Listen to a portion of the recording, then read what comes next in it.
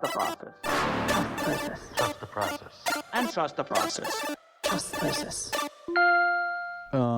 This process.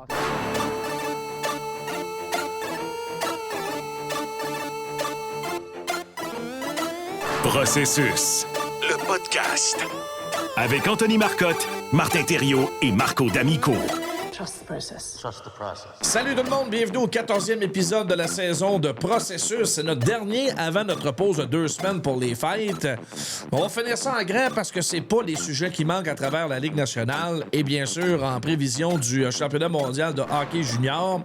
Premier bloc vers la Ligue nationale, le deuxième orienté vers le mondial de hockey junior. D'ailleurs, depuis hier, si vous l'avez manqué, l'entrevue exclusive de notre chum Marco avec l'excellent Gavin McKenna réalisé là, alors que l'équipe présentement est réunie à Niagara Falls pour en préparation en vue du championnat mondial de hockey junior. Ça promet. On a tous hâte que ça commence le 26 décembre pour cette compétition à Saint Paul au Minnesota. Marty, Marco, êtes-vous en forme? Ça peut pas mieux aller. Écoute, je l'ai souvent pour le repêchage, là, c'est Noël avant le temps, mais là, c'est vraiment Noël qui s'en vient, mais oui. Dans mon cas, c'est vraiment plus le mondial junior que j'ai hâte, donc c'est toujours très excitant. Moi, j'ai juste hâte à la pause de Noël. Le Canadien s'en va sur la route. Plus de temps pour voir les espoirs pour nous autres aussi, donc c'est toujours le fun d'être capable de se rattraper un peu dans le domaine, mais écoute, ça et... Fin juin, pour moi, c'est les deux parties de l'année que j'adore le plus pour les espoirs, puis c'est normal. Ouais. Puis écoute, en ayant parlé avec plusieurs des entraîneurs et des joueurs qui vont participer à ce tournoi-là, ça risque d'être très intéressant. Ouais, ça va être le fun, le deuxième bloc, parce que tu vas nous amener un petit peu là, dans l'arrière-scène, un petit peu en prévision là, du championnat mondial junior avec quelques échos que tu as pu obtenir là, en route vers le tournoi. Commençons par la Ligue nationale, tout autour du Canadien, bien sûr, mais aussi... les différents mouvements de personnel qui ont eu lieu au cours des dernières heures. Faut dire aussi qu'il y aura gel de la période de transaction vendredi pour quelques semaines dans les fêtes. Est-ce que vous anticipez d'autres transactions? Il y en a eu quand même 2 importantes au cours des dernières journées. Bien sûr, là, celle amenant Quinn Hughes avec le Wild du Minnesota et évidemment l'échange des 2 gardiens, le Tristan Jarry pour Stuart Skinner. 2 transactions importantes qui changent un petit peu le look de certaines équipes. Est-ce qu'il y en aura d'autres maintenant qui vont décider là, de faire une transaction maintenant, devancer peut-être certaines équipes qui feront des emplettes un peu plus tard? Marty? J'ai l'impression que ça... Puis là, Marco va peut-être venir me contredire tout de suite après, parce que lui, je sais qu'il a énormément d'informations. Mais tu sais, moi, j'ai le goût de penser que les mouvements de personnel, justement, préparent autre chose. Je vais prendre le Wild du Minnesota, par exemple. T'as échangé Marco Rossi à Vancouver. T'as besoin d'un joueur de centre. T'as besoin d'aller t'améliorer. Il va y avoir un peu des rumeurs par rapport à ça. Les Canadiens de Montréal, ça demeure un dossier qu'on va surveiller. T'sais, le joueur de centre, on s'entend qu'on tente de le magasiner. Le prix est très cher, mais le point, c'est que là, présentement, il y a des équipes qui ont bougé, qui ont augmenté ou perdu des actifs pour échanger tout ça. Donc, ça change un peu le portrait. Je pense que avec le pause, le gel et tout ça, ça laisse les directeurs généraux, pour se parler, ça leur laisse arranger certains trucs. Et je pense qu'éventuellement, on va avoir du mouvement de personnel. Ce qu'il va y en avoir, je ne sais pas, mais je suis convaincu que ça bouge un peu plus parce que là, soudainement, on dirait qu'à une équipe transige, il y en a d'autres qui se mettent à agir, donc peut-être que ça va aider. Là. Les discussions n'ont pas arrêté. Je pense que ça, c'est une bonne chose. Ça se parle entre les DG beaucoup, mais qu'est-ce qui fait en sorte qu'une transaction vient au jour maintenant et non à la date limite des transactions, c'est de l'urgence. C'est un sentiment d'urgence. Donc, du côté des Oilers, il y avait un sentiment d'urgence parce qu'eux autres étaient dans le milieu de peloton, le momentum n'était pas bon, le vibe dans la chambre n'était pas bon. Il y avait besoin d'un changement dans les buts. Et finalement, ils ont décidé de non pas jumeler un autre gardien à Stuart Skinner, mais simplement faire l'échange de Stuart Skinner, en plus d'un choix de 2 et Brett Kulak, pour aller chercher un gardien comme Tristan Jarry, qu'ils aiment beaucoup, mais que selon moi est un move, disons, latéral.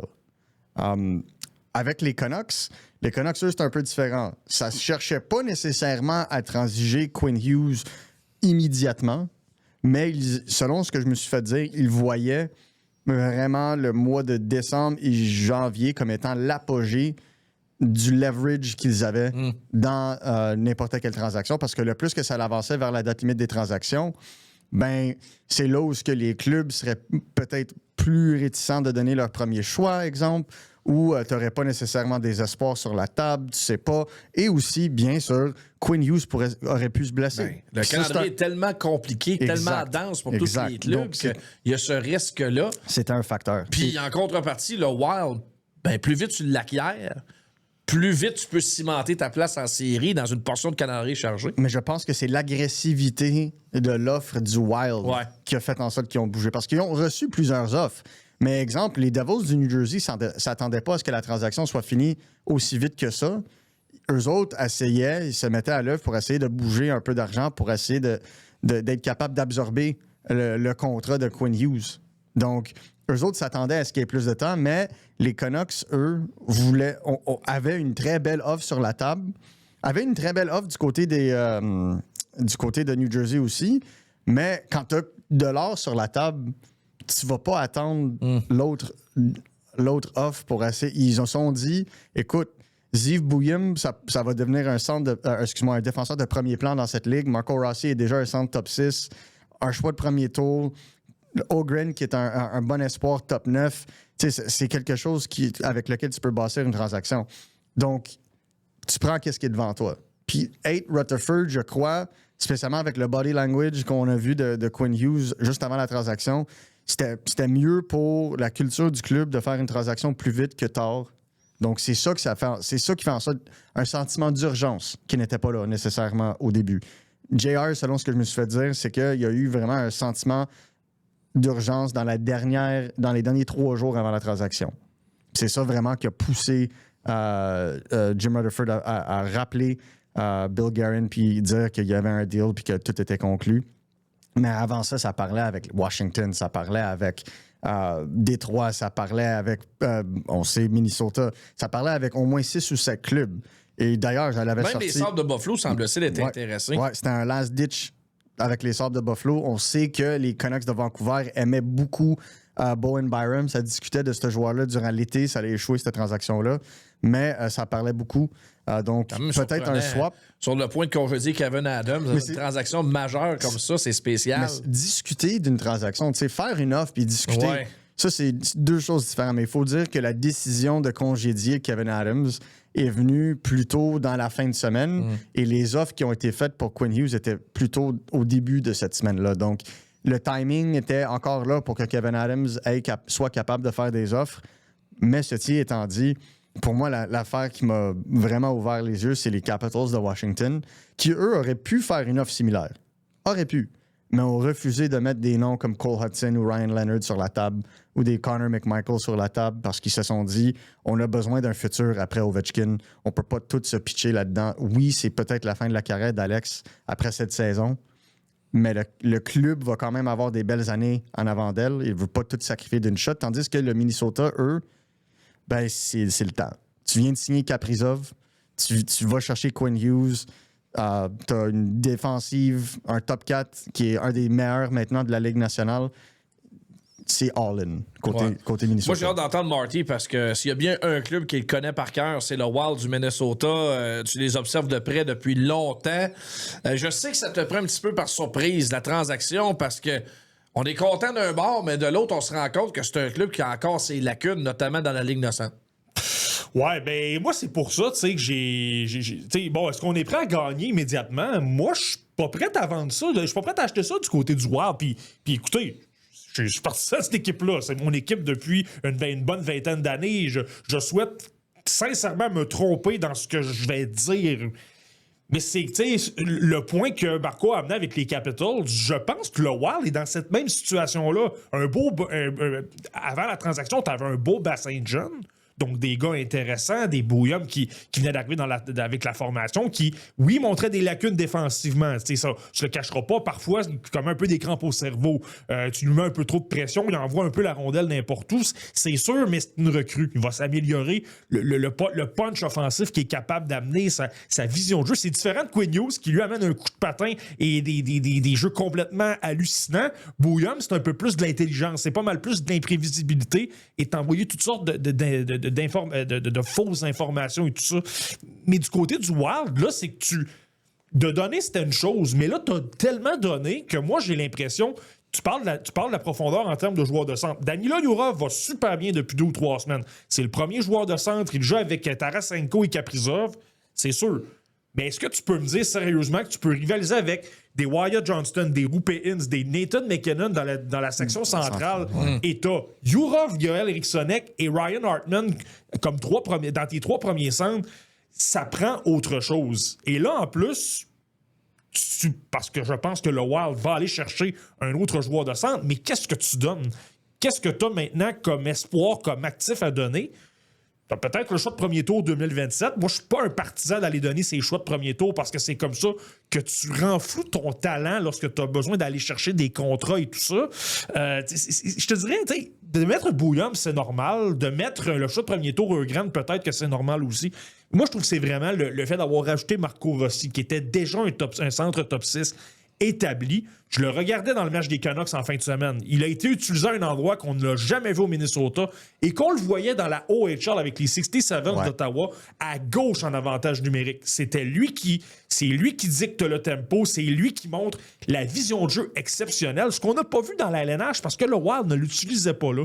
Moi, je pense que c'est là le gros point. Clairement, puis on l'entendait tout le temps l'été dernier, le Wild n'estimait pas Marco Rossi parce que c'est un centre de 5 pieds 9 pouces, alors que, honnêtement, moi, je pense qu'il est capable de faire bien mieux que ça. Saison de 60 points l'an dernier, moi, je pense que Marco Rossi peut faire beaucoup mieux que ça. Donc, tu sais, c'est là le problème, c'est que là, tu as perdu beaucoup d'actifs, tu as peut-être moins de choses pour aller t'améliorer par la suite au centre. Et est-ce que, tu sais, puis c'est ça, il reste encore avec des trous un peu. C'est pas comme si les Stars faisaient une transaction comme ça. Et tu as ce fameux spec de le perdre dans 1 an et demi. C'est ça qui est le pire. On se dit, parfait, on transige pour 2 courses aux séries, mais moi, je pense que c'est vraiment là que ça se passe pour le Wild. On va arriver à la fin de l'année, tout sera à renégocier, à redécouvrir avec Quinn Hughes. On va le savoir rapidement, ses intentions au 1er juillet. Il veut-tu rester au Minnesota ou bien... Pour lui, c'est New Jersey ou rien jouer avec ses frères. Il y a ça. Parce que l'argent, il n'y a pas une autre équipe que le Minnesota qui est capable de lui donner plus à cause du fameux règlement de 8 saisons sur le contrat. Ouais, vas-y. Pas juste ça. Qu'est-ce qui prend fin le 16 septembre? La convention collective. Exactement. Ouais. Donc, qu'est-ce qui change? Tu peux pas donner plus de bonnets de signature. Tu peux pas front-loader un contrat. Les bonnets de signature sont capés à 60% de la valeur totale. Il y a beaucoup de choses qui changent dans comment une équipe, le 1er juillet en 2027, pourrait offrir un contrat versus qu'est-ce que le Wild pourrait lui offrir le 1er juillet 2026, et ce, jusqu'au 16 septembre 2026. Donc, c'est là l'avantage d'avoir une pré-négociation. Mais je vous le dis, si ils ne voient pas l'intention de rester avec le Wild, tu peux t'assurer qu'ils vont l'échanger. Ça, c'est sûr. Puis, c'est là où puis je dis pas que ça va se passer, là, mais c'est au cas où. Peut-être un sign and trade. Tu sais, tu signes et tu l'échanges. Et voilà. Et je pense que c'est là où tu pourrais voir un sign and trade avec une équipe, exemple, comme les Devils du New Jersey qui vont se libérer beaucoup d'argent cet été et aussi le cap salarial qui va monter d'à peu près 7 à 8 millions. Tu vas avoir assez de place pour regagner ça parce que tout le noyau au New Jersey est signé. Donc, c'est là où je regarde la situation et on va vérifier ça et on va surveiller de près parce que je crois fermement que l'avantage de signature entre le 1er juillet et le 16 septembre, avec la structure des contrats comme elle l'est, va être quelque chose qui va être attirant. Je ne crois pas nécessairement qu'il va signer un contrat de 8 ans. Écoute, il n'a même pas signé un contrat de 8 ans après son contrat d'entrée. C'était un contrat de 6 ans alors que tout le monde a signé pour 8. Qu'est-ce qui pourrait se passer par contre, puisque moi, c'est l'idée que j'ai en tête, il n'y a rien qui l'arrête de signer un contrat de 3 ans à la fin de celle-ci pour rester au Minnesota parce qu'il reconnaît que le Minnesota se sont carrément vidés pour lui. Et ensuite, arriver à la même date d'échéance que le contrat de son frère Jack, et les deux pourront ensuite aller choisir leur équipe ensemble. C'est vraiment pas bête comme scénario. Puis, corrige-moi si je me trompe, je lisais les informations. Il y a des rumeurs qui disent que Quinn Hughes n'est peut-être pas le plus emballé d'aller voler une place à Luke Hughes, qui est gaucher. Ça ne l'enchante pas nécessairement de dire je veux me retrouver dans la même équipe puis que Luke ait moins de temps de jeu, ait moins l'occasion d'éclore et tout ça. Il y a ça qui circulait un peu. Là. Oui, mais Luke peut jouer à droite. C'est ça l'affaire. Parce Et que formant une paire avec c'est ça, avec son exact. frère. Parce que l'idée, c'est que si tu échanges pour Quinn Hughes, Mercer s'en allait l'autre bord, right? Tu pouvais pas nécessairement mettre Pesci avec Quinn. Parce que oui, tu peux, mais il est souvent blessé et il va vieillir à un certain moment aussi. Mais On aurait probablement donné Nemetz dans la transaction. j'ose 100%. croire. Moi, je vois. Il y a une grosse drop, selon moi, entre Nemitz et, exemple, Seamus Casey, Oui. qui est l'autre meilleur jeune défenseur des Devils. Sinon, si ça cherchait vraiment un défenseur gaucher, Silayev était aussi une option. Puis je sais que ce nom-là a circulé. Maintenant, est-ce que c'était sérieux? On ne sait pas. Mais j'ai entendu ce nom-là. C'était lui ou Nemitz que j'entendais. Mais je crois, si t'es les Canucks de Vancouver, Nemitz en vaut plus, selon moi, que Silayev. Donc, ça avait du sens. Mais je crois que si jamais c'est à revisiter, ils vont être en meilleure position cet été pour faire une grosse transaction si le Wild ne sont pas capables de le signer, pour aider le Wild à récupérer des atouts et à essayer de s'améliorer ailleurs que n'importe quelle autre équipe de la Ligue nationale. Tu sais, en réalité, c'est quand même un pari intéressant. C'est sûr que Bill Guérin, Marty, elle vaudra jamais ça. Lui, il a tout à gagner de dire non, on s'en va le chercher, on a bon espoir de le signer. Il peut pas arriver puis dire publiquement, ben si ça marche pas puis qu'il veut pas signer chez nous, on va l'échanger, on va aller chercher au minimum la moitié de ce qu'on a de dépôt. Il peut pas dire ça. Mais clairement, dans sa tête, il a pensé là, avant de faire une transaction comme ça. Mais probablement qu'il a pris des informations d'Eric Tolsky. Il aurait pris une partie du cahier de jeu d'Eric Tolsky l'an dernier avec le dossier Mikko Rantanen. Probablement qu'on est allé de cette façon-là. Moi, j'ai plus de difficultés avec cette philosophie-là. C'est sûr et certain que tu retrouveras pas les actifs que tu as donnés. Tu vas peut-être récupérer en partie. T'sais, regarde Eric Tolsky, ce qu'il a donné Martin Necas et compagnie pour aller chercher Mikko Rantanen. Ensuite, il a rééchangé aux Stars. Oui, il a obtenu Logan Stankoven, il a obtenu quelques éléments intéressants. Mais surtout des choix. Ouais. Mais tu reculais un petit peu, pas dans le développement de ces joueurs-là. Là. Puis il l'aurait jamais eu autant s'il n'y avait pas une signature qui venait avec l'échange. Ça, c'est la différence. Ouais. Mais donc, dans le cas de Quinn Hughes, moi, c'est là que j'ai un peu le problème. C'est que là, si tu te retrouves cet été, OK, il ne veut pas s'entendre avec le Wild et tout ça, tu es obligé de le rééchanger, tu obtiens des actifs intéressants, disons des Devils, mais tu n'obtiendras pas la même chose. Et là, aussitôt, ça fait diminuer un petit peu tout ce que tu peux avoir pour entourer les Kaprizov, les Boldy et compagnie, les Faber. Et là, en plus, tu as vidé ta banque d'espoir un peu. Donc, c'est là que j'ai de la difficulté un peu avec... Je comprends un peu le message sexy de dire on va envoyer un message aux partisans, on va leur envoyer une très, très grosse vedette. Dans l'histoire du Wild, c'est la plus grosse transaction qu'il y a eu, ça, c'est sans aucun doute. Mais c'est ça, j'ai peut-être un peu de difficulté avec...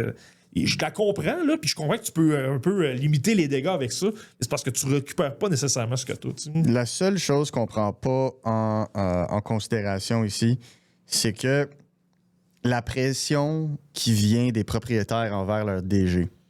Ça, c'est en ligne grosse. Là. Le Wild, le proprio veut que ça commence à faire les séries de façon régulière. Tu donnes une somme astronomique à un gars comme Kirill Kaprizov, c'est pas parce que tu veux essayer d'être dans le milieu de peloton. Là, tu veux... Mais faire les séries, c'est pas un problème pour le Wild. C'est de gagner en série qui l'est. Mais c'est ça, mais tu veux passer à la prochaine étape. C'est clair. Puis je pense que c'est ça la grosse différence, c'est que tu veux être capable de faire un petit bout. Puis c'est en ayant un défenseur de la trempe de Quinn Hughes que tu vas être capable de le faire là. Maintenant, encore une fois, moi, je crois que c'est possible qu'il prolonge. Je crois que c'est possible qu'il prolonge. 8 ans, pense pas. 6 ans, pense pas. Je pense que le max qu'il va signer, ça va être 3 ans. Puis écoute, ça va être la nouvelle réalité de la Ligue nationale. Le cap monte tellement vite que la Ligue elle-même est en train d'arrêter la croissance du cap à un certain montant puis juste donner de l'argent directement aux joueurs. Parce qu'ils veulent pas... Si la Ligue nationale laissait le cap monter de façon organique, comme elle le fait dans le calcul courant, là, elle serait à 108 millions cet été. Mais ils vont le garder à peu près 105, puis ils vont coter les joueurs le 3 millions de plus. Tu sais, c'est ça qui est la différence. C'est un genre de partage de revenus. Mais c'est un partage de revenus. Mais à la place que le partage de revenus arrive au cap, ils vont simplement l'offrir en enveloppe aux joueurs. Quand même pas pire. Mais c'est parce que... Un petit bonus. Mais c'est ça, mais c'est un petit bonus parce que oui, c'est un partage de revenus, mais tu veux pas arriver à un moment où les petits clubs sont plus capables de suivre parce que là, ta parité tombe à l'eau. C'est ça que j'allais te mentionner comme question. Ta perspective là-dessus, si tu montes trop drastiquement, j'ai l'impression que les petits marchés ne seront pas capables de suivre. Ils vont se faire vider. 100%, parce qu'ils vont pas être capables de suivre à payer des gros joueurs. Ouais. Puis Minnesota rentre là-dedans. Hein. Minnesota, c'est un marché moyen. Ouais. Pas dans le top, pas dans le bas, un bon marché moyen en termes de revenus. Tu donnes 17 millions à Kaprizov. Ce qui fait pas de sens, là, mais ça, c'est une autre question. Tu as besoin d'aller chercher ce revenu-là quelque part, c'est en série. Donc, exact. Malheureusement, tu payes un joueur comme ça, tu te dois d'aller en série faire du chemin. Tu dois prendre des risques de même. Je comprends la situation. Être un DG qui n'est pas sur la qui n'a pas un proprio qui est en train de le siffler dans l'oreille, « Hey, away, go! » Je comprendrais aussi le point de vue à Marty, mais il y a l'aspect business qu'on ne croit pas, parce que c'est pas tes sous aux partisans qui sont utilisés pour faire rouler une équipe. C'est les sous du proprio. Oui. Puis lui, il veut se faire de l'argent, c'est une business. Donc, c'est certain qu'aller en série, puis faire du chemin en série, puis gagner une coupe, c'est là que tu fais ton argent dans la Ligue nationale. Ouais, parce que la Ligue nationale est encore vraiment liée à la vente de tickets. C'est encore ça. C'est quelque chose qu'on ignore quand on parle de reconstruction, quand on parle de pourquoi il a fait tel ci, pourquoi il a donné un tel bon espoir. Les espoirs, il n'y a pas de garantie. Je sais qu'on parle du processus, mais il n'y a aucune garantie d'un espoir. Liam Öhgren, quand il a été repêché, on le voyait comme un joueur top 6. Là, on le voit plus comme un joueur top 9. Ziv Bouillim, quand il a été repêché, trop petit pour être un joueur de première paire dans la Ligue nationale. Pas selon Vancouver. Donc, tu sais, il y a tellement de choses qui changent dans la perception d'un espoir, mais Marco Rossi étant la valeur sûre, mais Quinn Hughes est un défenseur top 2 dans la Ligue nationale. C'est certain que tu vas donner pour ça. Et si ça n'était pas pour son situation contractuelle, je crois que les clubs auraient dû donner plus. Mais c'est le fait que tu n'avais pas de garantie faisait en sorte que son prix baissait. Curieux de vous entendre. J'ai hâte de voir si vous serez du même côté de la clôture sur cette question-là. Moi, ma perspective, puis on peut sortir un paquet de transactions, disons dans les 15 dernières années, dans la réalité du plafond salarial qu'on connaît actuellement. Avant, c'était un petit peu différent parce qu'il y avait certaines équipes qui dépensaient plus que d'autres. Mais pour moi, c'est. Puis en plus, tu ne peux plus donner de l'argent comme c'était le cas dans le passé, dans une transaction comme Eric Lindros avec les Nordiques de Québec. 25 millions. Bon, 25 millions on the side pour prendre la transaction. On ne voit plus ça. 1%. Ce que je veux dire là-dedans, c'est que moi, je suis du côté de ceux qui pensent que dans une transaction, qu'elle soit aussi importante que tu voudras, c'est qui le meilleur joueur dans la transaction? C'est le joueur vedette que tu vas chercher. Pour moi, c'est le Wild qui gagne la transaction parce que c'est le meilleur joueur là-dedans dans la transaction. Pas d'accord. T'as bien beau recevoir tous les suspects que tu voudras en retour, t'as aucune espèce d'idée de ce qu'ils vont te donner par la suite. Parle-en au sénateur d'Ottawa avec Erik Karlsson. Qui est meilleur en ce moment? Erik Karlsson ou Tim Stützle? Tim Stützle. Ah, mais ça, c'est un choix. C'est pas un espoir, c'est un choix. Josh Norris en a donné des belles années au sénateur d'Ottawa avant de devenir un joueur à blessure à profusion. Et Erik Karlsson a donné aux Sharks de San Jose. Ouais. Et en plus, la seule chose qui a été bien avec lui, c'est qu'ils sont allés chercher le premier choix qu'ils ont utilisé pour repêcher Sam Dickinson. As-tu d'autres des exemples? Écoute, je pense que c'est une des rares où je regarde ça puis je me dis, la transaction Phil Kessel. C'est ça, je m'en allais dire.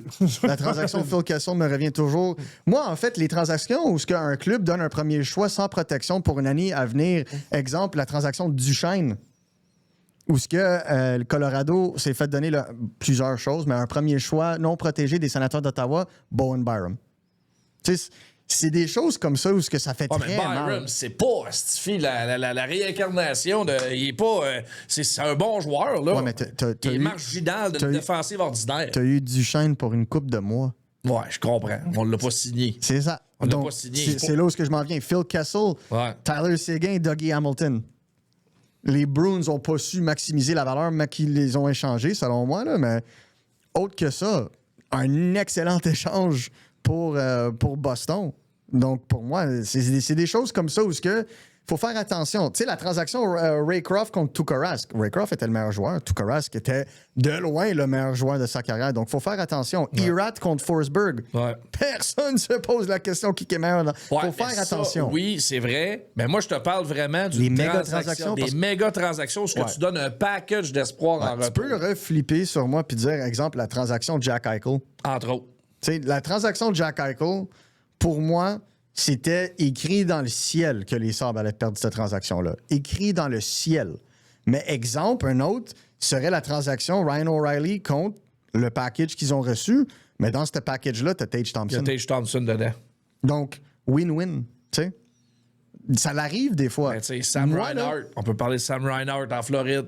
mais tu vois Sam Reinhart en Floride, quand l'espoir de premier plan, c'est un gardien, tu risques de perdre la transaction. C'est risqué. Tu risques de perdre la transaction. Tu risques. Tu peux avoir une situation à la Tuukka Rask, mais tu peux avoir une situation... Tu sais, comme... D'un bord, t'as ça, mais de l'autre bord, t'as aussi les Blackhawks de Chicago qui, eux, sont en train de rire en ce moment avec Spencer Knight. Contre un gars qui, selon moi, jouait pas comme un défenseur de premier plan en Seth Jones à Chicago. Je pense qu'un choix de premier tour des Bolts cette année est intéressant aussi. Là. Si Tampa Bay, avec toutes les blessures qu'ils ont, commence à descendre... Mais ça, en même temps, c'est pas une mauvaise transaction. Seth Jones est arrivé là-bas. Ils ont gagné la coupe. Responsabilité d'un top 2 gagne la coupe. Ils ont gagné la coupe. C'est la seule et unique façon où ce que je peux dire, côté valeur, ils ont gagné la coupe. Mais si Chicago gagne la coupe avec Spencer Knight comme gardien numéro 1, ben c'est un win-win. Là. Ouais, ça peut être un win-win, effectivement. C'est là où c'est différent. C'est pour ça que je dis, tu sais, comme au début de l'année, là, les partisans des Islanders qui vantaient Emil Heinemann comme étant le meilleur joueur de la transaction, qui a 1 point à ses 12 derniers matchs. Personne n'en parle. Là. Puis que Sean Aitchison, selon moi, est le meilleur joueur de cette transaction-là, parce que Victor Eklund joue sur le même club qu'Anton Frondel en ce moment en Suède. Il y a 1 but. Il y a 11 points. Hey, Adam Engström avait le même nombre de points, sinon plus, à son année de 18 ans, lui aussi, en SHL. Donc, écoute, c'est pas fameux la transaction en ce moment là, pour les Islanders non plus, mais le Canadien a la valeur sûre en Noah Dobson. C'est ça que je parle. Exact. Ouais, c'est un bon débat. Moi, je suis curieux de t'entendre, Marty. Je sais, je te vois, là. T'écoutes. Moi, je parle trop. T'écoutes, là, puis là, tu te dis, hey, là, tu vas voir, moi, t'es assommé, mes arguments massus. Il va dire n'importe quoi. Mais ça, ton Marty? On jase de hockey, là. Il n'y a rien on s'amuse, là. Mais je pense que ça revient toujours. Je le sais que c'est des espoirs. Je le sais qu'il y a énormément d'imprévisibilité là-dedans et tout ça. Je comprends tout ça.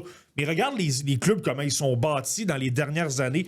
Donc, moi, tous les clubs qui ont gagné la Coupe Stanley, tous les clubs qui sont dominants en ce moment, l'Avalanche du Colorado, les Stars de Dallas, les Panthers de la Floride, moi, n'importe quelle équipe, ça se bâtit par le repêchage, ça se bâtit par les espoirs. Pas simplement comme ça. C'est ta base, et là, par la suite, tu viens agrémenter tout ça de signatures, de bonnes transactions, et tu fais d'autres choses. C'est un tout. Tu ne peux pas simplement être bon par le repêchage. Mais c'est ta base. Je pense que tous les exemples que tu as nommés, Anthony, moi, je trouve que ce sont des... ça revient à l'évaluation des joueurs. Tu prends l'exemple de Jack Eichel, tu sais, t'aurais pas avoir un paquet de joueurs. T'es allé chercher un Peyton Krebs, qui était un gars qui avait plus de difficultés, qui avait de la difficulté à s'insérer, il se promenait un peu à cheval sur le 4e trio des Golden Knights, jouait plus souvent qu'autrement dans la Ligue américaine, les antécédents de blessures et tout ça. Et là, je pense que c'est là, avec la question de Quinn Hughes, qu'est-ce que t'es allé chercher du côté des Canucks? Moi, c'est surtout ça.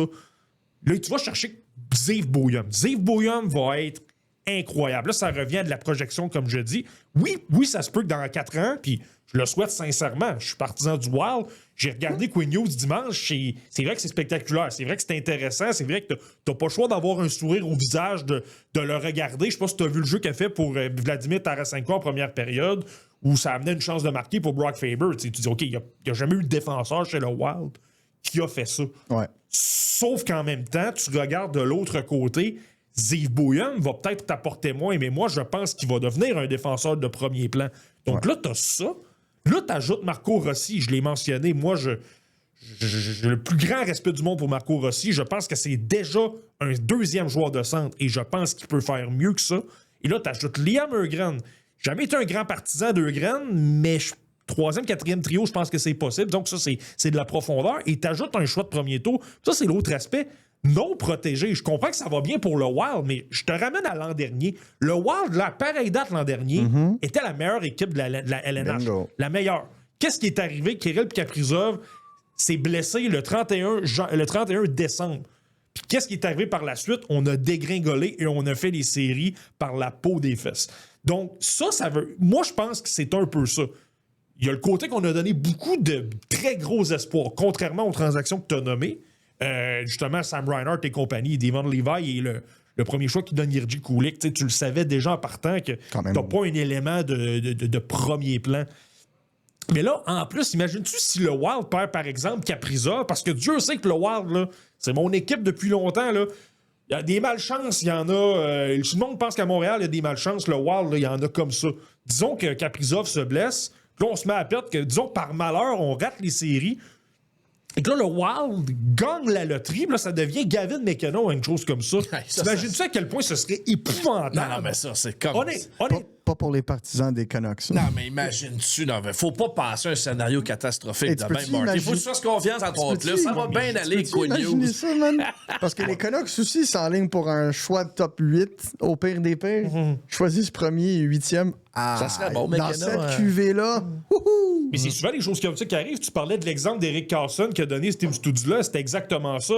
3 et 5. Les Sharks se voyaient encore gagner, se voyaient encore être dominants, alors que si t'étais réaliste, tu regardais qu'est-ce qu'on avait dans les alentours de la formation. C'était vieillissant, on allait perdre Joe Thornton, on allait perdre beaucoup d'éléments. Qu'est-ce qui est arrivé? L'équipe est tombée dans la cave et on a été capable de repêcher Steve Stützle. Dans un même repêchage, on avait un autre gros choix qu'a donné Jake Sanderson. Ça a carrément permis aux sénateurs de relancer la machine. Donc, tu sais, il y a toujours ça. Comme, oui, qu'est-ce que tu obtiens? Si tu n'obtiens pas nécessairement des espoirs de premier plan, oui, tu vas être perdant. Mais je pense que là, dans le cas des Canucks, c'est qu'on est vraiment allé chercher au minimum, on verra le premier choix, au minimum 2 très gros morceaux. Là. Fort intéressant, messieurs, de vous entendre là-dessus. En tout cas, j'ai bien hâte de voir s'il y a une autre équipe qui va s'étirer le coup d'ici vendredi pour concocter une transaction d'importance avant le gel des transactions. On fait une très courte pause. Tout de suite après, on embarque dans les échos du mondial de hockey junior. Notre ami Marco a vraiment travaillé fort cette semaine. Beaucoup d'entrevues intéressantes. De passer la gratte, c'est le cas de le dire. Faut que tu nous parles de ça. Puis on aura des extraits, des entrevues exclusives qu'on vous présente toute la semaine via nos différentes plateformes. Processus. You win. Avec Anthony Marcotte, Martin Thériault et Marco D'Amico. On poursuit avec notre deuxième bloc de processus qui se complétera par l'espoir de la semaine de notre ami Marty. On se prépare tranquillement pour le championnat mondial de hockey junior. On en a parlé quand même abondamment dans nos derniers enregistrements. On a connu par la suite la liste d'invitations à ce camp de sélection, si on peut encore l'appeler comme ça. L'équipe qui est déjà à l'entraînement là, dans le coin de Niagara, puis on va se préparer tranquillement à quitter pour Saint-Paul au Minnesota pour le tournoi. Et tu as réalisé, Marco, un paquet d'entrevues avec différents acteurs du tournoi. Gavin McKenna, l'entrevue d'ailleurs est disponible via notre page YouTube, si vous voulez aller regarder ça. Quand même fort intéressant qu'on te l'ait rendu disponible. Alors merci à l'équipe Canada Junior. Dale Hunter, lui, qu'est-ce qu'il y avait de bon à te raconter sur le potentiel de son club? Médaille d'or ou rien. Bonne manière de voir les choses. Aussi simple que ça. Gold medal or bust. C'est ça que je me suis fait dire. Je pense que ça semble être la même chose à travers tout l'organigramme de Hockey Canada, mais je pense que le personnage qui m'a le plus impressionné, c'est Gavin McKenna. Puis honnêtement, Gavin McKenna a sorti pour moi une citation qui avait du vinaigre dedans. Là. Ne pas être capable de vivre sans sortir de ce tournoi-ci avec une médaille d'or. Pas être capable de vivre avec soi-même s'il n'est pas capable. Il tient tellement la déception de l'année passée sur le cœur que c'est vraiment... Il va se le mettre sur le dos cette année pour essayer de pousser le Canada jusqu'à la médaille d'or. Donc pour moi, beaucoup de leadership, beaucoup de responsabilité pour les manques de succès du Canada l'année passée et vraiment un joueur all business. J'ai rarement vu des jeunes joueurs de même. Je pense que le fouet est sorti avec Dale Hunter dans le contexte que ça va pas jouer mollo ici, là, ça va pas se laisser se faire surprendre. Ils vont jouer à leur force et ça l'augure bien. Selon moi, c'est le meilleur roster de l'équipe Canada Junior depuis des lunes. Je pense que quoi, depuis 2020? 2021 avec les McTavish et autres. Donc quand même une cuvée assez intéressante. Mais la force de cette équipe-là, défenseur droitier, une profondeur absolument splendide au centre. T'as des centres qui vont se faire retrancher de cette équipe-là d'ici la semaine prochaine. T'as Michael Misa qui s'en vient aussi, qui lui est en train de faire sa révitalisation à San Jose. Ils vont couper des centres dans cette équipe-là qui pourraient être des premiers centres dans certaines autres équipes de ce tournoi. Même peut-être aussi les États-Unis. Donc, ça démontre à quel point il y a de la profondeur. Si un Jake O'Brien se fait couper, ce que j'espère que non, là, mais si, exemple, un Cole Baudouin se fait couper, Cole Baudouin pourrait être un centre numéro 1 pour exemple, la Finlande. Est-ce qu'un roi dans son style peut être déplacé à l'aile, Baudouin? Absolument. Mais c'est une quatrième ligne, je pense, qui amène du papier sablé. Mais il y a 4 joueurs à couper, un défenseur absolument, peut-être même 2, si Dickinson est prêté. Donc, on verra qu'est-ce que ça donne. Mais pour moi, il y a tellement de profondeur. Puis il y a tellement de joueurs qui pourraient déjà jouer dans la Ligue nationale qui ne le jouent pas. Tu sais, comme pour moi, Porter Martin pourrait jouer dans la Ligue nationale. Mais Philadelphie, les alliés, ils en ont en profusion. C'est des centres qui ont besoin. Donc, ils ont fait le bon choix de le renvoyer dans la NCAA jouer à Michigan State. Tu sais, c'est un peu ça. Il y a beaucoup plus de maturité dans ce groupe-là à cause de la grande transition vers la NCAA.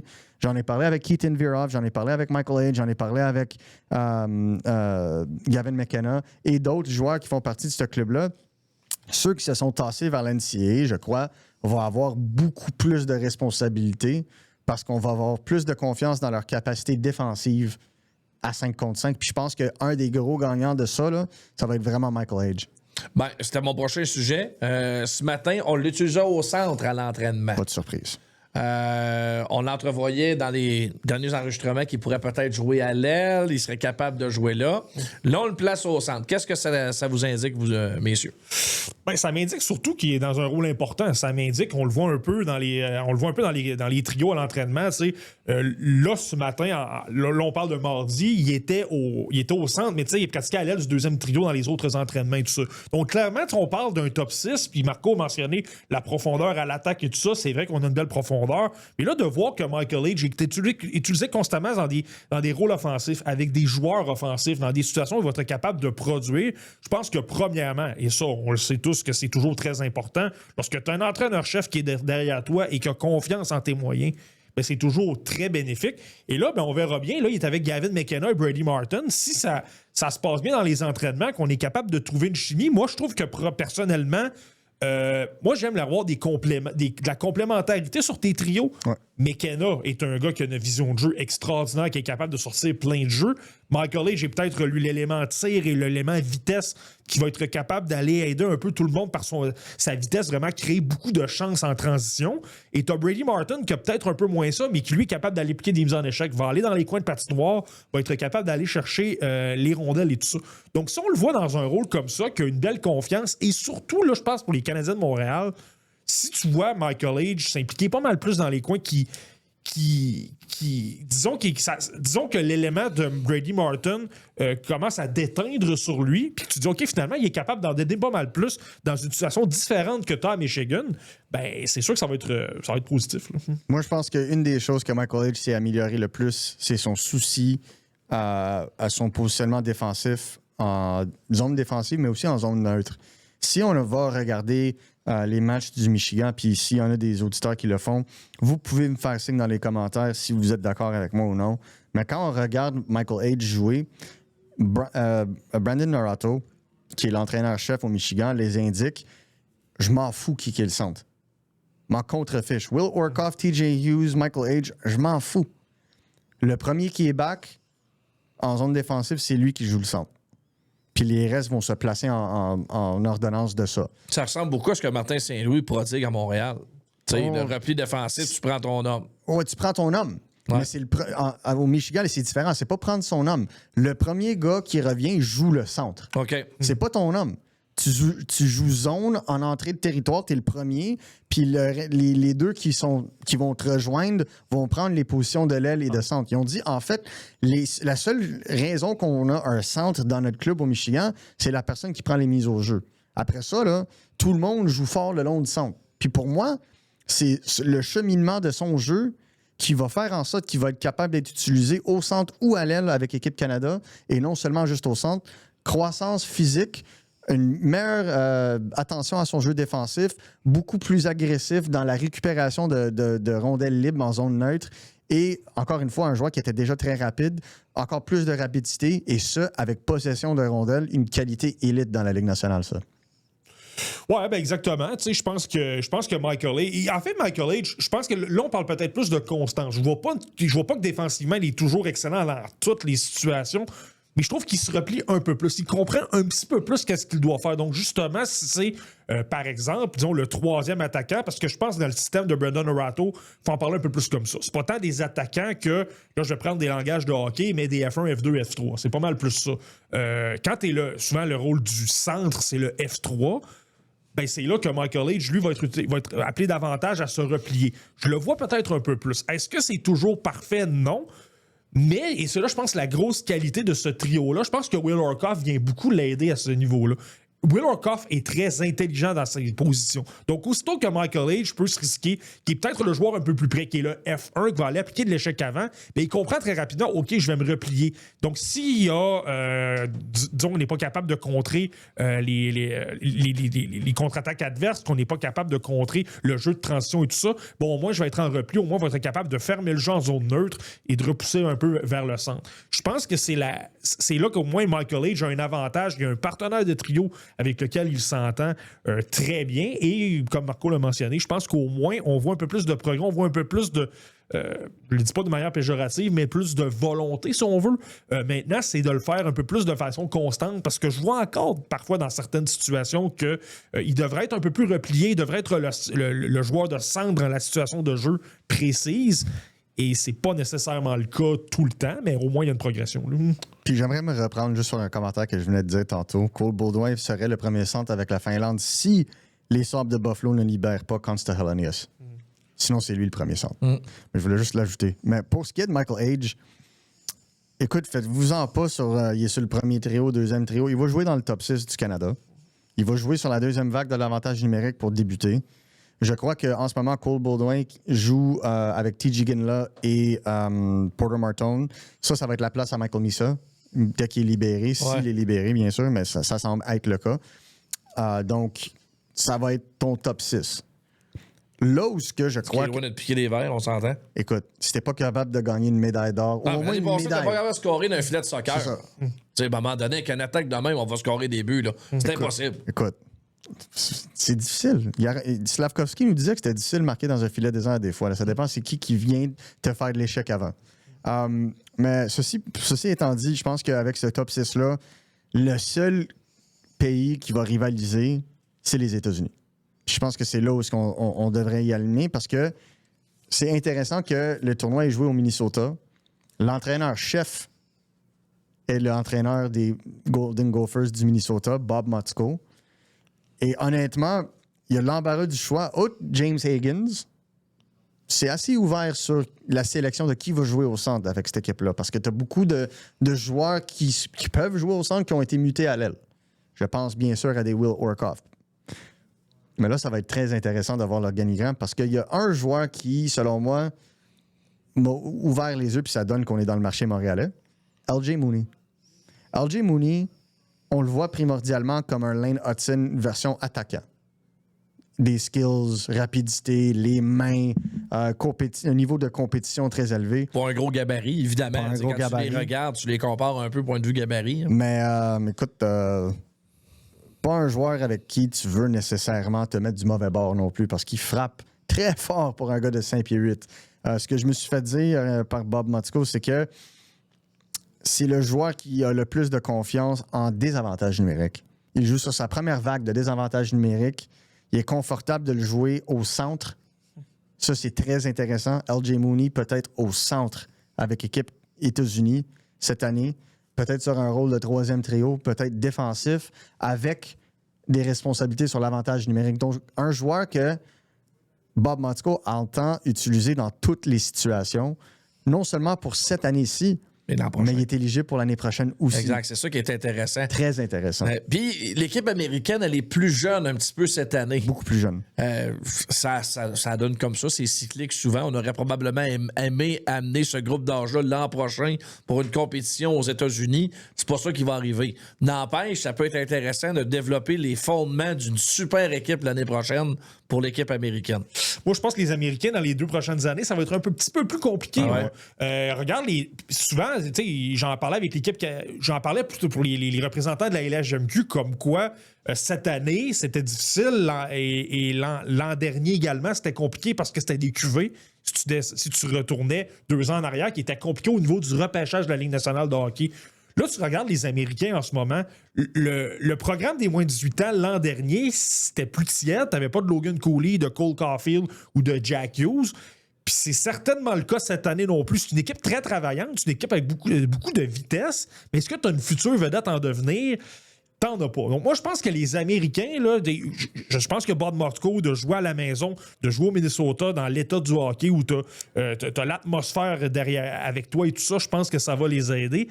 Moi, je suis pas prêt à dire que les Américains sont dans la course. Moi, je dirais qu'une équipe qui est à surveiller, c'est la Tchéquie. La Tchéquie, je trouve que c'est une équipe extrêmement sous-estimée. Premièrement, qui a fait en sorte que le Canada là, se pose des questions depuis 2 ans? C'est eux. C'est la Tchéquie qui les ont battus 2 fois en quart de finale. Ils présentent des équipes physiques, qui brassent, qui sont très structurées défensivement. On donne pas d'espace le long des rampes, on se replie très rapidement, on ferme complètement le centre, on repousse les joueurs le long des rampes. Et au niveau du talent, Adam Benak, le choix du Wild du Minnesota, une saison incroyable à Brantford présentement. Tout le monde a une saison incroyable à Brantford. Ouais, c'est ça. Mais ça va être un élément important. Leur défense va être solide. Avec Adam Jiříček en défense, le premier choix des Blues de Saint-Louis, qui joue à Brantford également, qui va très bien. Lui, ça va être un élément important. Plusieurs joueurs également de soutien, des Adam Yeko, des gars comme ça. Vaclav Nestrasil, choix de premier tour des Blackhawks de Chicago. Saison incroyable dans la NCAA en ce moment. Là, vraiment... Ça, c'est le frère de Andrei qu'on a vu à l'époque là, avec les Red Wings. Exactement.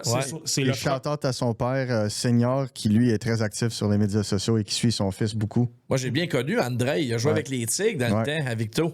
Ouais, exactement. Puis j'avais déjà lu un article là, comme quoi, justement, l'expérience d'Andrei avait un peu aidé Vaclav et tout ça pour les attentes, des choses comme ça, même s'ils ont vraiment pas le même âge. L'Andrei et Nestrasil, je pense que 34 ans environ. C'est ça, ils ont une quinzaine d'années de différence. Ouais, c'est vraiment une autre chose. Ouais. Mais c'est pour dire que la Tchéquie a beaucoup de gros bonhommes. Je parlais de Nestrasil, c'est un gars qui a des mains incroyables, un excellent tir, difficile à affronter, capable d'aller au filet, des choses comme ça. Là, tu rajoutes Benak, tu as Jiříček en défense, puis là, il y a Tomáš Galvas, le petit défenseur de 19 ans, pas repêché, mais moi, je l'adore énormément. Ça fait 2 ans que je dis que moi, je l'aurais pris en fin de repêchage, mais bon, c'est pas moi qui choisis, là. Il y a vraiment un élément défensif, physique et quand même des joueurs de talent qui font en sorte que moi, la Tchéquie, je les sauverais pas mal plus que ce qu'on peut penser. Honnêtement, moi, c'est les États-Unis, encore une fois. Là. La Tchéquie pourrait causer la surprise, mais les États-Unis s'en vont pour un three-peat. Première fois de leur histoire. Three-peat. Ça serait assez intéressant. Puis à la maison. Puis tu parles de physique. Blake Fiedler, Logan Hensler capable de jouer physique. Will Horkoff, on le sait, c'est un colosse, lui aussi, 6 pieds 5. On a vu des gars comme Stiga, qui lui est un petit gars, mais qui joue gros. Mais tu as aussi certains autres gars qui sont assez intéressants. Chase Reed, on en parle depuis longtemps, un gars qui figure parmi l'élite de la QV 2026 qui va être intéressant à regarder aller. Et j'en laisse aussi en termes de joueurs qui sont disponibles ici parce qu'il y a beaucoup que j'aime ici en termes des joueurs qui sont revenus. Mais le joueur que je regarde le plus du côté des États-Unis, c'est Cole Hudson. Cole Hudson. Est-ce qu'il va succéder à son frère? Il a eu 11 points l'année passée. Il était élite l'an passé déjà. Puis je crois vraiment que son jeu défensif a pris d'un cran. Puis nous autres, quand on s'est parlé, d'ailleurs, mon collègue Jimmy Murphy a parlé à son coach Jay Pandolfo, qui lui vante vraiment le travail qu'il a mis du côté défensif. C'est le meilleur marqueur de son club comme défenseur avec les Boston University Terriers. Et pour moi, c'est même pas juste son offensive qu'il faut regarder. Il vraiment commence à prendre beaucoup plus de bouchées doubles en défensive. Moi, je m'attends à ce que ça soit un des meilleurs défenseurs, sinon le meilleur défenseur de ce tournoi. Lui et Zane Parek vont se jouer la balle si Sam Dickinson ne vient pas. Juste à vous démontrer à quel point les Capitals de Washington croient en ce futur. Ils ne voulaient pas l'inclure dans une transaction avec pour Quinn Hughes parce qu'ils l'aiment tellement. Ils croient vraiment à son futur. Et de l'avoir à gauche avec un Jacob Chychrun, écoute, t'es seté à gauche là, si t'as tes deux là pour les 8 prochaines années. Donc, beaucoup d'attentes. Et Bob Motzko va en prendre très bien soin avec son équipe. Je m'attends à ce qu'il joue des matchs de 27 minutes pour équipe États-Unis. Lui, Fiddler, spécialement aussi le choix de premier tour des sénateurs. Logan Hensler, qui lui en joue une très solide saison cette année au Wisconsin. Si je me trompe, c'est Michigan et Wisconsin 1-2 dans le pairwise avec la NCAA en ce moment. Donc, 2 clubs de l'heure en ce moment. Et Logan Hensler, pour moi, figure parmi un des meilleurs défenseurs défensifs, ou disons two-way dans ce contexte-ci, de ce tournoi. Donc, pour moi, si j'envisage une finale, sans surprise, ça serait Canada-États-Unis finale. Ça serait très intéressant. Par exemple, il y a beaucoup de ces joueurs-là qui jouent ensemble. Tu regardes en ce moment au Michigan, Will Orkoff contre Michael Age. Ça serait très intéressant. Même Ivan Kovic, qui est le gardien, joue au Michigan. Ça serait très intéressant. Pour moi, là, c'est une des années où je suis le plus intéressé à voir qu'est-ce qui va se passer. Ça s'en vient. On va surveiller ça de près. Un élément qui est intéressant par rapport à ce que tu viens de mentionner, le fait que beaucoup d'Américains et de Canadiens qui jouent dans les mêmes équipes, j'ai constaté ça parce que là, en ce moment, je suis dans ma préparation. Petite parenthèse au podcast La Relève mercredi, dans le fond, quelques heures après la diffusion de ce balado-là. Nous, on va faire un épisode spécial sur le Mondial Junior, donc je me prépare en ce moment là-dedans. Puis ça m'a renversé de voir à quel point, bien souvent, j'avais simplement regardé un match, puis j'allais avoir peut-être 3, voire 4 joueurs, puis autant des Canadiens que des Américains. Donc ça, c'est quand même intéressant. Je pense que ça ajoute une touche. Moi, tu vois, pour la finale, j'ai parlé de la Tchéquie. Je pense que je vois, puis là, on verra comment ça va se passer au niveau des classements, mais je verrais peut-être une finale Canada-Tchéquie, moi, avec Canada qui gagne et les Américains peut-être pour le bronze. Je crois vraiment beaucoup aux Tchèques. Ça fait 2 solides prestations qu'on a au Mondial Junior. Puis on parlait de la défense. Je pense qu'on a plus de joueurs de 19 ans également un peu. Je pense que c'est ça qui m'inquiète un peu des Américains, c'est que tu as beaucoup de joueurs de premier plan. Oui, des Orkoff, oui, des Hensler, des gars comme ça, mais sont tous des joueurs de 18-19 ans. Sont peut-être des joueurs moins efficaces en expérience. Tu sais, des gars que j'ai oubliés également, Max Psanichka, défenseur incroyable de 6 pieds 4 pouces. Bouge bien la randole. Radim Mertka, là, sont des défenseurs de 18 ans, mais des défenseurs de premier plan. Je pense que la Tchéquie peut impressionner, mais ça va être intéressant encore une fois. Ouais, puis quand on va revenir des fêtes, on aura assurément un gros bloc à consacrer sur nos observations pendant le championnat mondial de hockey junior. On va compléter notre podcast avec l'espoir de la semaine de Marty. L'espoir de la semaine, je m'en vais pas très loin parce que je demeure au mondial junior. C'est un gars qu'il faut surveiller, mais pour les autres pays. Et là, je parle de la Lettonie. La Lettonie est toujours une équipe intéressante. Il va y avoir notamment Oliver Smirnieks, le centre des Sea Dogs de Saint-Jean, qui va être là. Plus compliqué dernièrement, mais je pense qu'il va avoir un rôle très important. Rudolf Berkan, ça, c'est un gars, pour les auditeurs du podcast La Relève, j'en ai déjà parlé, c'est un gars qui joue dans la USHL. Moi, je trouve qu'il m'impressionne. C'est un gros joueur de centre, quand même excellent défensivement et de certaines mains. Mais je reviens sur un gars dont on a déjà parlé, les gars, Albert Smith. Ouais. Albert Smith... Tu veux nous en reparler? Fait que ça veut dire qu'il fait quoi de bien? Ben absolument. Puis donc, lui va être avec la Lettonie, donc dans un rôle avec un défenseur de 6 pieds 3 pouces qui va amener de l'attaque. Et c'est intéressant parce que, rappelez-vous, les gars, j'en avais parlé au début de la saison. Là, il s'est passé beaucoup de choses et tout ça. De mémoire, quand j'en avais parlé, il était en feu, mais dans la Ligue finlandaise des moins de 20 ans. Ouais. Là, maintenant, et là, depuis, il est dans la Liga finlandaise, il n'a jamais redescendu. Et là, c'est impressionnant. C'est du 20, 21, 22 minutes. Et c'est quelqu'un qui, plus ça va, plus prend des répétitions. Tu sais, j'avais une inquiétude sur son jeu physique au début de la saison. Maintenant, j'en ai plus. C'est quelqu'un qui, dans les coins, même contre des hommes, même contre des gars de 24, 25 ans, est solide. Il est capable d'y pousser le long des bandes. Il est capable de se démarquer. Il a pris une coche au niveau confiance. Il transporte énormément la rondelle. On le voit souvent en zone adverse. Quitte souvent sa position pour, par exemple, faire des prémutations, se retrouver au filet. Et j'ai regardé plusieurs, notamment dans la pause internationale du mois de novembre, a joué avec l'équipe lettonne, pas des moins de 18 ans, pas des moins de 20 ans, l'équipe senior. Ouais. Il jouait contre des hommes.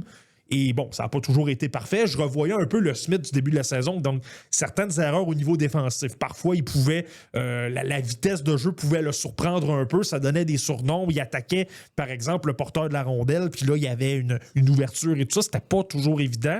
Mais c'est déjà bon de voir qu'à son âge, c'était un gars qu'on utilisait entre 15, 18, 19 minutes dans un tournoi d'hommes. Et là... Il est retourné avec son équipe à Jukurit en Finlande, une équipe qui a eu Konsta Elenius notamment. Continue de travailler. Et son dernier match, puisque je regardais à Toskoivu, contre TPS Turku, il a été sensationnel au niveau défensif. Je trouvais que justement, il était plus solide, prenait des décisions plus simples, récupérait la rondelle très fort, bon bâton, il mobilisait les joueurs le long des rampes, récupérait ça et les relances étaient parfaites, continuait à amener un peu d'attaque et tout ça. On parle de plus en plus d'un top 4 ou 5, si tu veux, pour le premier rang du repêchage 2026. Gavin McKenna, Keaton Veroff, Ivar Stenberg et Ethan Belchet. On peut rajouter Talon Lawrence qui va bien dans la USHL. Je vous le dis, Albert Smith, 6 pieds 3 pouces, de voir comment il joue en Finlande en ce moment, c'est un candidat plus négligé, même pour moi. Mais je pense qu'il ne faut pas s'exclure que peut-être on sort de ce tournoi-là, qui va avoir été impressionnant et que des gens commencent à le considérer au premier rang. On verra qu'est-ce qui va arriver. Là. Je ne suis pas en train de dire qu'il va être le premier choix. Mais je pense qu'Albert Smith, il faut le considérer dans ce groupe de 5 ou de 6 joueurs-là. Il montre assez de belles choses pour ça. Tu le placerais où dans ton top 10 actuellement au repêchage? Présentement, là. Moi, j'ai parlé que j'avais un groupe de 6. Ouais. Il est 6e, puis il est dans mon top. En fait, c'est le contraire. Il est dans mon top 6, puis il n'est pas 6e. Il est quelque part, il n'est pas premier. Là. Je l'ai souvent dit, j'ai Gavin McKenna, je ne changerai pas d'idée jusqu'à ce que j'ai vu sa deuxième moitié de saison dans la NCAA. D'ailleurs, j'ai très hâte de le voir. Au mondial aussi, là. Ça aussi, là, il va-tu gagner, va-tu perdre des points dans son rôle? Ouais. Puis, ce que j'ai bien aimé de l'entrevue de Marco, c'est que tu vois qu'il commence à être chicoté un peu par les critiques.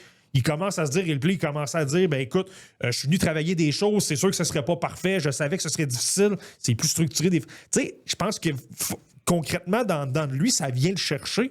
Il va simplement vouloir en donner plus. Puis le petit côté caractère, là, je pense qu'on va le voir. Là. Ouais. Mais pour revenir à Albert Smith, moi, je pense qu'il mérite d'être considéré là. C'est que là, il est en Europe. On en parle moins parce qu'il n'est pas de ce côté-ci de la planète. C'est pas quelqu'un qui obtient des points à la tonne, mais je vais te donner simplement une comparaison. Présentement, il y a 12 points en 29 matchs. J'ai regardé un peu les défenseurs de moins de 19 ans qui ont réalisé ça dans l'histoire de la Liga finlandaise depuis 25 ans, depuis 2000. Et les seuls défenseurs qui ont fait ça, puis c'est des défenseurs de 18 ans, même pas qui n'étaient pas encore repêchés, c'était Nimiro Eskanen, c'était des Sami Vatanen, il y avait Yvail Villain et Lona là-dedans, là, mais c'était à peu près tout. Là. Des gars offensifs repêchés. Ouais. Tu sais, souvent, de faire ça dans une ligue d'hommes à un très jeune âge, je comprends que c'est pas impressionnant. Tu sais, ça fait pas les manchettes parce que t'as pas nécessairement de vidéo. Mais lorsque tu le regardes, ça ment pas, il est très, très, très dominant. Très intéressant. L'affaire, c'est qu'il n'est pas sexy quand il joue. Il est très efficace. C'est ça qui est intéressant. Mais quand ton efficacité est capable d'aider la transition, spécialement sur une grosse glace, ça va aider sur une petite glace. Donc, autrement dit, pourrait devenir le meilleur joueur jamais sorti de Lettonie. Ben, il y a Sandis Ozolinsh, donc je vais faire attention. Mais je pense qu'après Sandis Ozolinsh, oui, je pense qu'Albert Smith pourrait devenir le meilleur joueur letton. Il y a certainement le potentiel. Puis tu parlais de la patinoire nord-américaine. Je dirais que c'est peut-être la seule chose que j'ai hâte de voir. Avec moins d'espace, comment il va s'en sortir? Ouais. Est-ce qu'il va vouloir transporter plus la rondelle? Est-ce qu'il va être plus physique? Moi, je pense que oui. Mais c'est hybride en Finlande, non? C'est pas comme la Suède qui est plus qui est olympique? Ben, il y a quand même des grandes patinoires. Là. Moi, souvent, je regarde les matchs puis il y a de l'espace. Ouais. Mais en Liga, d'habitude, c'est supposé d'être hybride. Mais ça dépend les clubs, bien sûr, là, mais c'est pas comme la KHL qui sont toutes nord-américaines maintenant. Mais une des choses que je trouve intéressante, c'est si tu es un défenseur puis tu es capable d'être solide en termes de défensive pour arrêter les jeux en transition, même sur une grosse glace, ça, c'est un skill qui est transférable à la Ligue nationale quasiment de façon immédiate. Si tu es capable d'être efficace à tuer des jeux sur une grosse glace, tu vas être aussi capable de le faire sur une petite glace. Spécialement quand tu as son gabarit. C'est là que je trouve ça intéressant. Là, c'est le jeu de transition et son jeu offensif. Est-ce que ça va pouvoir se traduire? Parce que comme il a dit, 12 points en une vingtaine de matchs dans la Liga finlandaise, qui est une ligue hyper défensive, c'est impressionnant pour un joueur de 17 ans qui vient d'avoir 18 ans. Là. Et là, il a ralenti un petit peu offensivement, mais moi, j'ai l'impression qu'il travaillait beaucoup sur son jeu défensif. Ouais. Moi, j'ai ça en tête, là, je me souviens, c'était Sylvain Favreau qui m'avait parlé de ça à l'époque, où il était avec les Moussets d'Halifax. Il disait parfois, tu veux travailler avec un défenseur plus sur les bases défensives. Il disait, concentre-toi sur ta défense, oublie un peu le côté offensif. Et il me parlait de Jake Furlong à l'époque. Puis il me disait, on lui disait, oublie le côté offensif. C'est sûr que quand tu es toujours les meilleurs dans tes groupes d'âge, tu veux tout le temps amener à de l'attaque Donc là, on dirait que depuis 10 matchs, on en voit un peu moins de Smith offensivement. Mais j'ai l'impression que c'est simplement qu'il travaille ses bases défensives, ce qui explique que le match contre TPS, je l'ai trouvé bien meilleur. Mais je vois quand même des choses offensives. Je vois qu'il transporte la rondelle. Je vois que parfois, il fait de bonnes lectures pour amener ça au filet, pour décocher des tirs et tout ça. J'ai hâte de voir une fois que, puis spécialement dans le Mondial Junior, le calibre va être moindre. Des joueurs moins expérimentés, moins bons. Je veux dire, ça va aller plus lentement un petit peu. J'ai vraiment hâte de voir comment il va s'en sortir, comment il va être capable de générer de l'attaque. Puis on le sait, les gars, la Lettonie, là, c'est souvent une équipe qui surprend, qui impressionne par son niveau d'effort. Donc, je pense que si un Smith est mêlé à tout ça, ça peut être bénéfique pour lui. Hey, on vous souhaite un bon mondial d'hockey junior à tout le monde. C'est tout le temps une tradition dans le temps des fêtes. On a tous hâte de voir ça. Bonne chance au Canada. Ramenez-nous l'or, parce que toute autre couleur ou pas de médaille pantoute, on sera pas content. Ça, on vous le garantit. Bon temps des fêtes, les boys. Je vois bonne et heureuse année. Puis on se reparle au retour de ça, le 15e épisode. Mon feeling, c'est qu'on va faire de l'overtime la prochaine fois qu'on va se voir. Je pense que oui, moi aussi. Il y a des bonnes chances. Salut tout le monde. Joyeuse fête. You win. Processus. Avec Anthony Marcotte, Martin Thériault et Marco D'Amico.